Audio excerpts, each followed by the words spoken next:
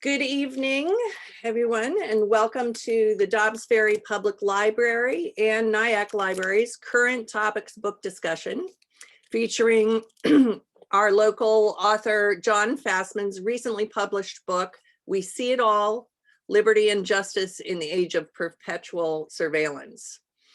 There is a little tag on the book that says this investigation into the legal, political, and moral issues surrounding how the police and justice system use surveillance technology asks the question, what are citizens of a free country willing to tolerate in the name of public safety? You might be wondering how Dobbs Ferry and Nyack came to be presenting this program together. In thinking about how best to present Jon's book, I thought inviting another journalist to discuss the topic would be a good way to get into the subject. I know Frank Wilkinson, who is up here as Sakina Jaffrey. Say hi to Sakina for me. I know Frank from my previous job at Nyack Library, and when I asked Jon if a conversation would appeal to him, it turned out he knew of Frank and approved the idea. Rosemary Farrell is here from Nyack Library, and she's here tonight. I'm going to give her time to say hello, and then I'm going to introduce our guests. Hi, everyone, and thank you, Elizabeth, for reaching out to us and thinking about us, because I'm very excited to be here and to discuss this topic. Nyack Library is always happy and proud to present programs involving our local authors, and it's one of my favorite things to do. So thank you for inviting us. All right. So to introduce our guests tonight, Jon Fasman is the U.S. digital editor of The Economist magazine, overseeing all non-print coverage of the United States. He previously served as Washington correspondent, Southeast Asia bureau chief, and Atlanta correspondent. He's written in depth on, among other subjects, Indonesian politics and development, the gambling business, Mekong River development, and how technology is changing the criminal justice system. In addition to his work for The Economist, he is also the author of We See It All, Liberty and Justice in an Age of Perpetual Surveillance, which was published in January of this year, as well as two novels, both published by the Penguin Press, The Geographer's Library, which was a New York Times bestseller and has been translated into more than a dozen languages, and The Unpossessed City, which was a finalist for the New York Public Library's Young Lions Fiction Award. Francis Wilkinson writes about US politics and domestic policy for Bloomberg Opinion. He was previously executive editor of The Week, a writer for Rolling Stone, a communications consultant, and a political media strategist. And we've just found out that Frank and Jon have a colleague in common and have been meaning to get together for 7 years. And I'm very proud to say that I got them together. Well done. Without further ado, thank you so much, Jon, and thank you, Frank, for coming to talk about this amazingly interesting book. I can't wait to hear you discuss it. Well, first, here's what the book looks like, everybody, in case you haven't seen it. I was expecting a work that's insightful and witty and erudite. I was a little surprised at how passionate your book is. And to me, it's not just an analysis. It's not just a sort of a tour of the digital surveillance world. It's really a very, very cogent and passionate work of advocacy. And I'm wondering if the advocacy came before all the knowledge that went into the book, or if the knowledge is what has fired the advocacy on your part. That's a good question. So let me first thank the libraries of Dobbs Ferry and Nyack for hosting this, and you, Frank, for taking time to participate as well. And to everyone here, I know we have busy lives, and it really means a lot that you've given some time on a weeknight to hang out. in answer to your question, the advocacy came afterward. I am by trade and by temperament a reporter, which means I like asking questions and observing and thinking. I'm a fairly sort of mild, moderate person generally, and I'm not an advocate sort of by nature. But the more I reported on the subject, the more need I saw to make this argument that I'm making, which is that we really have allowed the state in the incarnation of the police to accrue tools that let them build a granular portrait of our lives with very little oversight. And it wasn't done maliciously, it wasn't done deliberately. But I think right now, and really only right now, we need to think about what we expect. We need to think about how we want to be policed and how we expect the police to use the technology that they need. I'm not anti-tech by any stretch of the imagination. I'm not as sort of Luddite in my personal habits. I am as influenced by technology as the rest of us. And I'm really sympathetic to the argument that as more and more of our lives move online and are influenced by technology, the tools that police need change. So I am not arguing that they should be denied anything, but I do think we need to take steps that we've been reluctant to take so far and really press for some oversight with teeth and really press the police to sort of think about and tell us how they want to use the tech that they say they need to use. Well, let me just ask you to sort of identify some of these technologies to begin with, because while you may not be a Luddite, I am, and not everybody is as familiar with these technologies. And frankly, for me, learning the scope and scale of them that have already been deployed was a little bit of an eye-opener, just understanding how pervasive they are. So I thought maybe, I think if we stuck with stingrays, facial recognition, and then maybe a little bit on body cams too. If you could just sort of give us an overall description of how they function and how pervasive they are. Sure. Stingray, the first thing you mentioned, is also called a cell site, an IMSI catcher, or a cell site simulator. And what that does is when you have your phone and you're walking around with it, it is constantly identifying itself to whatever tower is closest, whatever sort of, wherever it gets its data from. And it's basically saying, you know, over and over, you got anything for me? That's my number. You got anything for me? That's my number. And as it does that, that's how you get text and emails. That's how you browse the web. A stingray impersonates this cell site tower and so tricks all of the cell phones in a given area into connecting to it rather than connecting to an actual tower. And what that allows police to do is observe all of the, what's called the metadata, which means the non-call data of your phone. So they can't use a cell site simulator to listen in on your phone calls, but they can know who you called and for how long, who called you, how long that call lasted, all the websites you look at while you're in the area, all the texts you get, everything except the phone, everything except what you say over the phone. And I think if you think about how you use your phone, the metadata really is much more revelatory than any audio from any particular conversation. What else are we going to talk about? Body cams, I think you've probably seen police wear them. There's small cameras that attach here or attach here. They record interactions. Precisely how they work varies department by department. In general, police will turn them on when they get out of the car. Often they record on a small loop. And so one department I embedded in, the rule is the body cams record as soon as they're taken out of the dock and put on the police's uniform. So police had to learn to make their pre-shift bathroom stops before they took them out of the dock instead of afterward. Facial recognition is that's probably the technology that I worry about most.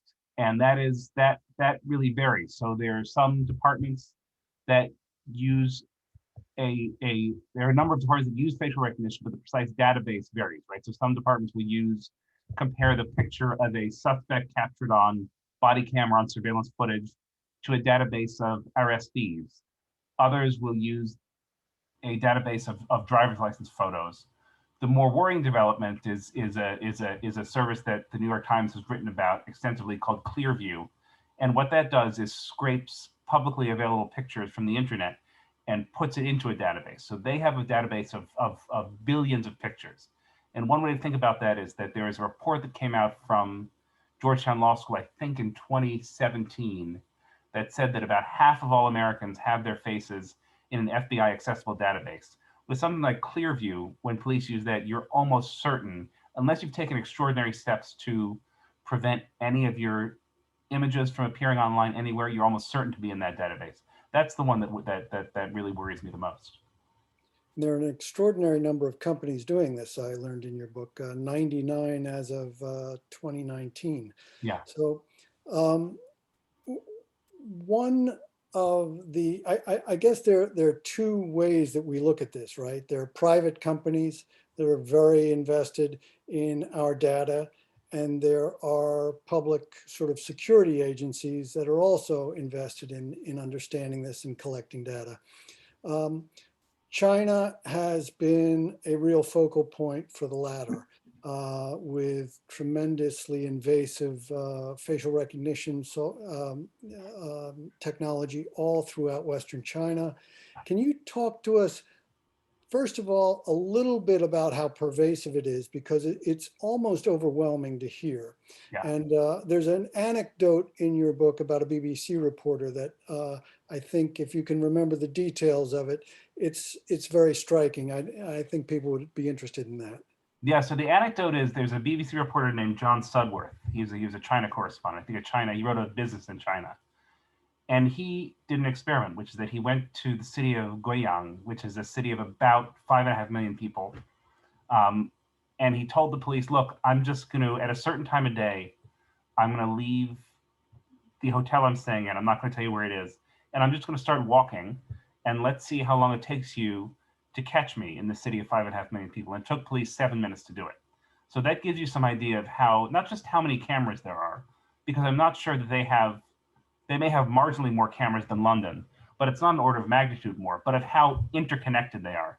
So in most cities, if when you see a CCTV camera in New York or London or Dobbs or Nyack, that camera is probably owned by a private business, especially if it's above that business, and it doesn't feed directly into police. Police can get the footage if they want to. But in a place like China, almost all the cameras that are deployed are police owned, police run, and the state gets those feeds all the time. And so that gives you a sense of how pervasive they are. In Western China, it's particularly nasty because those cameras are usually equipped with facial recognition. They're roped in with automatic license plate readers. So we have those here in Dobbs, and those are little cameras that are on police cars that, as they drive past, capture images of every license plate as well as geospatial data. So where it was parked, where the car was parked, or if the car was driving, where it was driving, and what time it was seen. In China, you have ALPRs, automatic license plate readers, and facial recognition cameras linked up, which means that as a car drives by, the camera captures an image of the person driving, and if the person driving is not the registered owner, he gets pulled over and questioned. Now, I would say the thing to bear in mind about China, and the way to think about it, is not as some story of technological advancement, right? They don't have any tech really that we don't have here. They've just chosen to deploy it in a way that is particularly repressive, that enables repression. They are indifferent to their citizens' civil liberties. We are not yet. So, really the question that started this book is that early on in my reporting, I spoke with a brilliant woman from Berkeley Law School named Catherine Crump. And she made that same point, that it's not a question of us being less technologically advanced than China, but the question is, what democratic practices do we need here to not become China? Because the risk is not that our government suddenly turn malicious and as repressive as China's government. The risk is that we build out the surveillance state without really thinking about it or intending to. Well, one of the points you make repeatedly in the book is that there is no real regime for governing that technology from place to place in the United States, and we're often at the mercy of the goodwill and good behavior of the powers that control that technology. I mean, do you see any way that changes soon? There is some sort of both parties, Democrats and Republicans, seem to have some interest in controlling technology and technology companies, albeit for different reasons. I mean, what's your assessment of how that's going? I mean, I think it's going, there's some sort of shoots of hope on the local level, right? I think you've seen cities like, Somerville, Cambridge, Boston, San Francisco, the whole state of Vermont ban facial recognition. And I think, if I had a vote, that's what I would support as well. But I think my fear is that that's not a workable solution nationally, right? Just to have coastal liberal cities with a lot of progressives who understand tech making these policies is wonderful. But, a citizen of Nebraska or Alabama has the same constitutional rights that I do and should have the same protections. I'm hopeful that we'll see more and more states and cities start to adopt these laws. In an ideal world, I'd love to see a bill that Senator Ed Markey proposed that would put a moratorium on federal use of facial recognition. I would love to see, federal grants to police departments, which is often how they fund themselves. Those conditioned on police departments having sensible usage policies. But I mean, you follow federal news just like I do. I don't have much hope for sort of good legislation or breaking through gridlock. I think at this point, the good policy is being done all on the local level. I become a little ambivalent about this topic when I look at the investigation into January 6th and the enormous amount of surveillance that has gone into identifying the people who are active in that. And the other element of that, which is complicated, is that a lot of this is crowdsourced. And these are people who are looking at these images and then sharing them online and saying, hey, do you know this guy with the red cap? He keeps showing up in these pictures, but he hasn't been identified by the FBI yet. I'm curious what you think about that particular episode and what that tells us. I think there are two separate things at play here. Number one is crowdsourced images, like you mentioned, images from social media, the sheer number of people who have been caught because they posted, they basically uploaded video of themselves committing crime. That's a different thing. Ambivalence about that. I have very little about crowdsourcing, right? We're talking about camera footage that individuals are watching to help identify suspects. Now, I know that in the wake of January 6th, there were a lot of news stories that came out about how useful facial recognition was. I don't know how many people were actually caught using facial recognition. And I don't know, that the same efficacy couldn't have been achieved by just going through crowdsourced images, pictures of people, social media images that people uploaded of themselves committing crimes, and doing a traditional police investigation, talking to them, who else do you go with, sort of pressuring them and flipping them.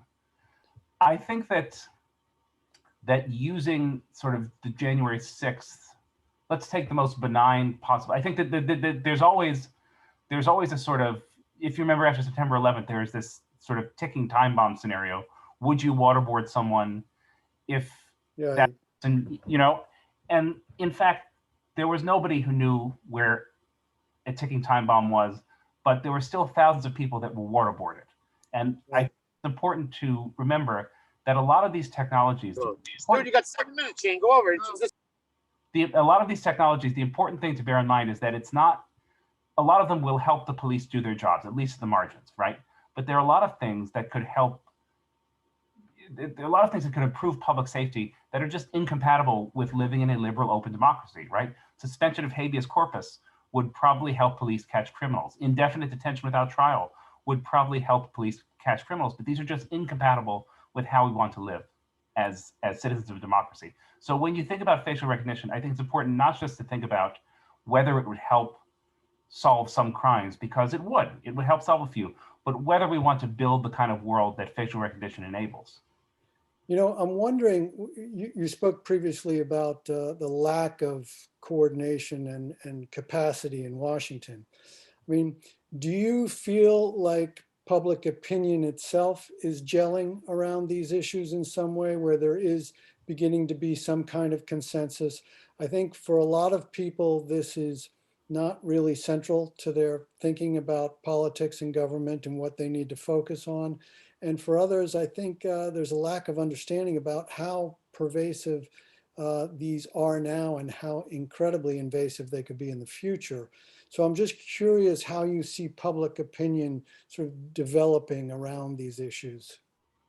I mean, I think it's a hard sell to people, honestly. I think there are, I've just seen in the past few months that I've been speaking about this book, most of the people who attend these talks are people who already know the field and people who are perhaps predisposed to the sorts of arguments, pro-privacy arguments that I'm putting out. I think that for a lot of people, I think that it speaks well of the professionalism of our police forces that they engender such public trust. I think, for a lot of people, the attitude is, look, if police say that they need it, then they need it. If it's going to help keep us safer, I'm all in favor of it. And if you didn't do anything wrong, you don't have anything to worry about. And I think that that's the sort of complacent attitude that I would like to see people shaken out of a bit.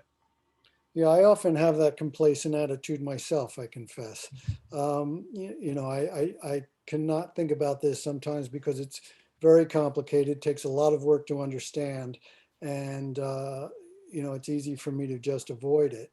But I was thinking of going back to China. The other implications of that are global, right? Because China is selling this technology. Yeah. And of course, American companies are also selling this technology. And you spend a little bit of time talking about China's influence in Ecuador, which I thought was a really, really interesting, just on a political level, on a moral level. Can you talk a little bit about that? Because it really touches on a lot of the key issues.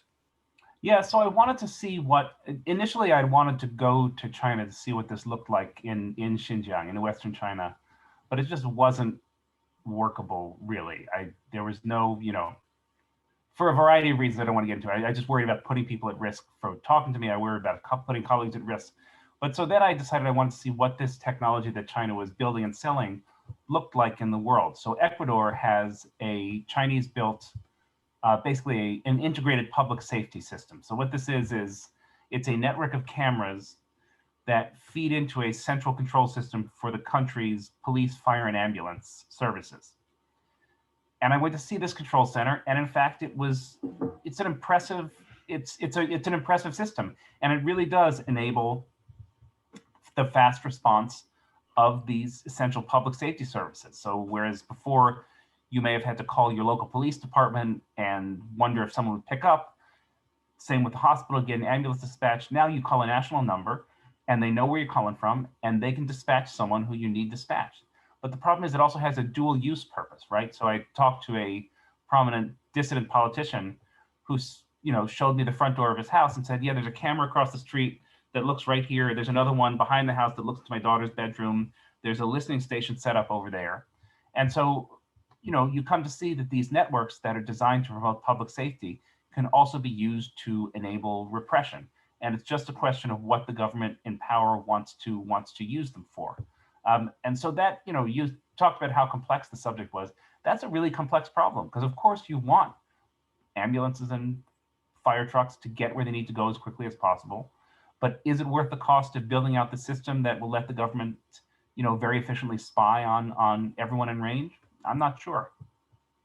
You talked about it being an issue that's being handled in the U.S. better at local levels, at least in terms of understanding the technology and trying to resist as much as possible some of the invasiveness.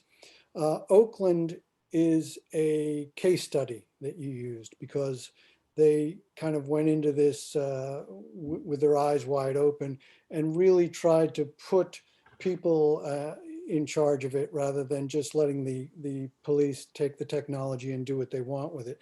Can you talk a little bit about how that has proceeded? Yeah, I thought Oakland really they've done something wonderful, and that story begins in 2014, I think. That's when the Edward Snowden revelations came out. And at that time, Oakland was building a sort of integrated public safety networks, not dissimilar to what Ecuador was building, particularly for use around its port. So it would feed cameras into a central location. You'd have license plate readers. You'd have the cameras at the entryways equipped with facial recognition. And so the idea was this would enable it to sort of, this was an efficient way to protect the port.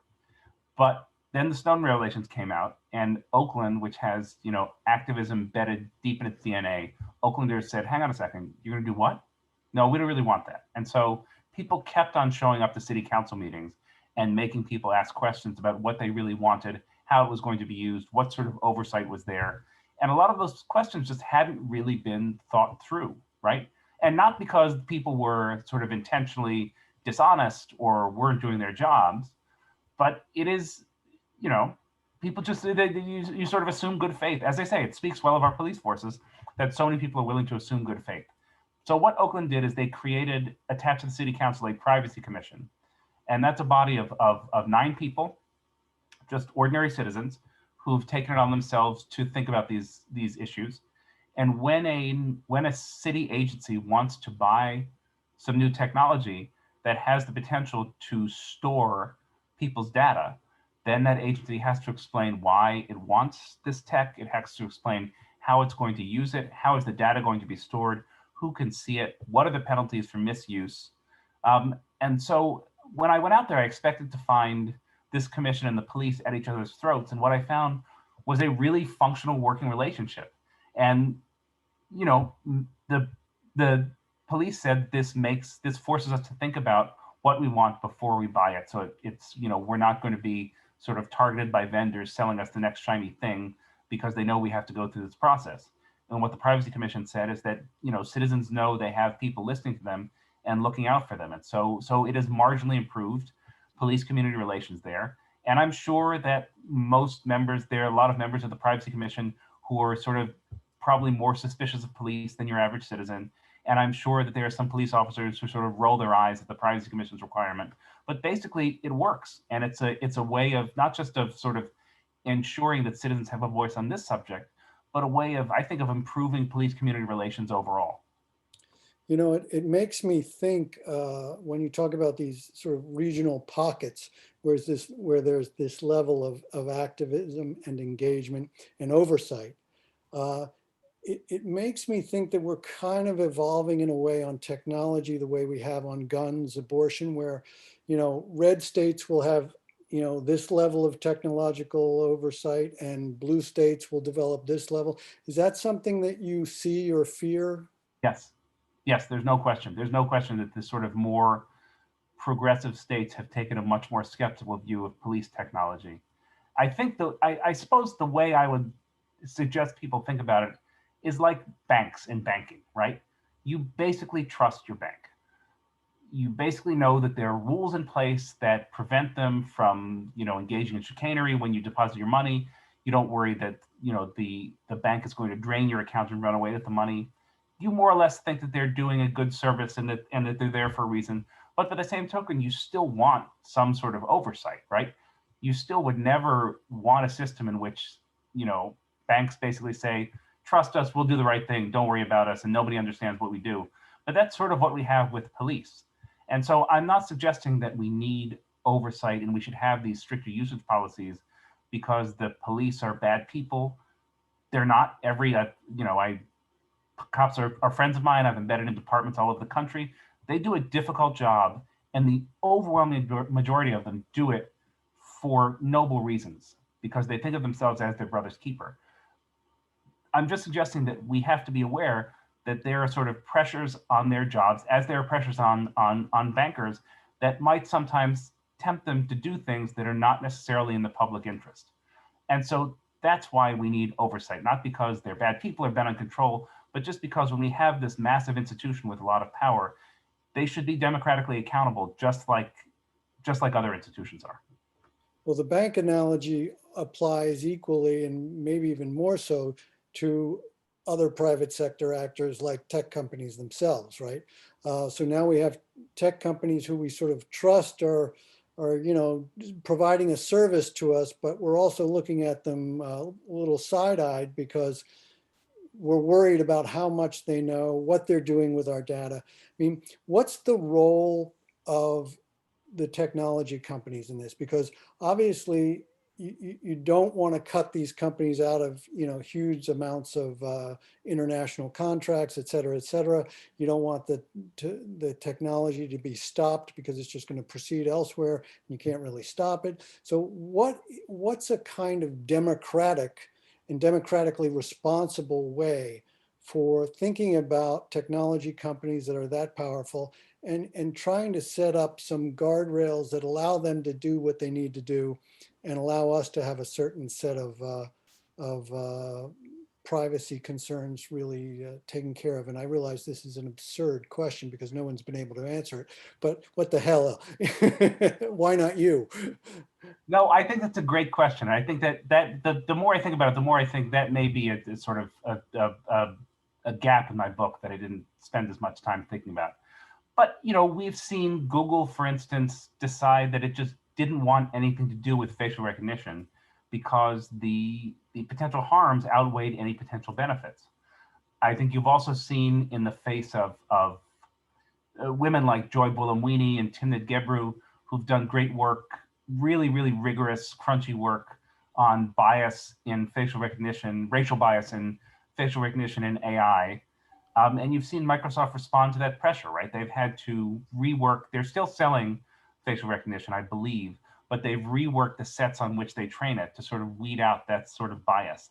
I think right now, that is a real avenue for change. These companies are consumer facing. Their employees are by and large quite progressive. They are vulnerable to shifts in public opinion. And so in the same way that you saw, you know, baseball and Delta and Coke speak out against Georgia's voting law, I think that we as citizens can make these companies that are selling facial recognition understand that they're accountable to us, and that if they sell these sorts of systems that can be used maliciously, then they will face a loss in business, that perhaps they will face a loss in not just in, you know, revenue, but they will be behind in this sort of competition for talent, that people won't want to work for them as much. I think it's the same sort of thing, just making sure that they're aware of what we want. You know, there's not a real public venue for this discussion except in places like this, Yeah. Where, you know, private citizens are sort of putting forth their ideas, or, you know, in towns like Oakland, cities like Oakland that are willing to engage the issue and, you know, have a privacy group look over it. This conversation is so complex and it's so, I guess, diffuse, and there's no real central argument in Washington that people can get their hands around. Do you fear a kind of drift with this, where we continue to drift into technologies that we don't really understand? The science is moving very quickly, and yet we are not moving very quickly to keep up with it. Yes, that's my biggest fear. It's not the sort of sudden explosion of malice or repression. It's this sort of drift where we may not be terribly comfortable with facial recognition, but we don't really want to speak up and be obstreperous or be seen as being obstreperous. We may not really know how automatic license plate readers work, but we've seen news stories that they were helpful in finding a stolen car or a car with a kidnapped child. And so basically we think we should let them, we should let police forces use them as police forces see fit. I think that's the risk, is that we have this build out of a surveillance state, because through sort of complacency and indifference rather than through malice. I think that's my real concern. That's what I wrote this book to try to counteract. And once you have that, it's harder to get rid of than it is to prevent it in the first place, because you've got all of the investment, both capital investment and political investment there, right? Yeah, and I think what we have to be careful of is having our feelings change depending on who is actually in charge, right? I think that it doesn't do anyone any good to sort of take their foot off the gas or take their eye off the ball, whatever metaphor you want, because they happen to think Joe Biden is a better steward of our country than Donald Trump was. The potential for abuse is there just the same. And that's why we need rules that govern everyone. Well, maybe the sort of bifurcation of the nation and the absolute lack of distrust of one side for the other can be used effectively to turn on technology as well. Yeah, I certainly think that's possible. I think that if you are a Republican and who believes that Joe Biden is illegitimate and Barack Obama was born somewhere else, then you are going to be uneasy with this sort of power in the hands of a Democratic executive in Congress, and the reverse is true too. And so that's why this should be politically uncontentious. The idea that we don't want to be observed everywhere we go, the idea that we have a right to be anonymous in public, the idea that we have a right to know how the state uses our data and stores our data and secures our data, it should be politically uncontentious. But if it's not going to be uncontentious, then I think there are arguments you could make to the sort of suspicions of both sides that might find some purchase. Okay, shall we open up for some questions here? Have we time for that? Yes, thank you so much. I'm going to stop recording now so that